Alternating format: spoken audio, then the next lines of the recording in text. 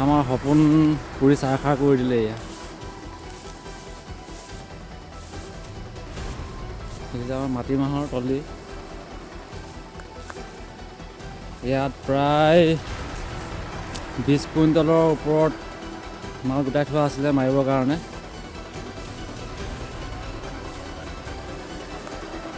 আপোনালোকে চাওক, একো নাই। জ্বলা মাহ পৰি আছে এয়া।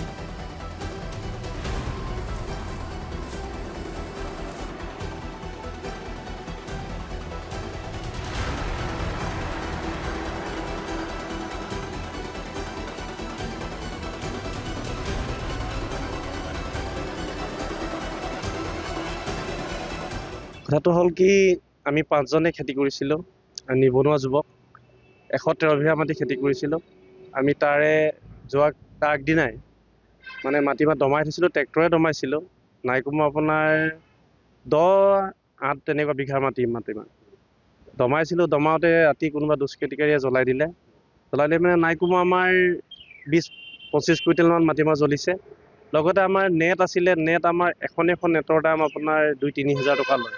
7খন নেট আছিলে, সেই 7খন নেটো জ্বলি গ'ল। যাতে এইটো মানে এনেকুৱা এটা আমাৰ 5জনৰ ওপৰত এনেকুৱা এটা কি কৰিছে মানে ভগৱানে জানিব আৰু। যাতে এনেকৈ কৰিব নাপাইছিলে, কাৰো লগত আমাৰ শত্ৰুতা নাছিলে। আমি নিবনুৱা যুৱক, আমি কৃষিকৰ্ম কৰিয়ে খাইছিলোঁ তেনেদৰে। আৰু লগতে আমি আৰু ৰাইজৰ কাৰণেও আমি আছিলোঁ। ৰাইজৰ ক্ষেত্ৰত আমাৰ লগত 5জনত এজন গাঁও প্ৰধানো আছিলে লগত। মই VDP সভাপতি, লগতে আপোনাৰ পঞ্চায়তৰ মেম্বাৰো আছিলে আমাৰ লগতে। আমি 5জনেই কৰিছিলোঁ নিবনুৱা যুৱক হিচাপত। কিন্তু তথাপিও ভগৱন্তৰ ওচৰত এটাই প্ৰাৰ্থনা যে, আৰু অসম চৰকাৰৰ ওচৰতো প্ৰাৰ্থনা, যাতে ইয়াৰ তদন্তটো কৰক, কি ধৰণে পাৰে তদন্তটো অকণমান সহায় আমাকো কৰক। অসম চৰকাৰ কেবিনেট মন্ত্ৰী অতুল বৰা ছাৰলৈও মই অনুৰোধ কৰিছোঁ।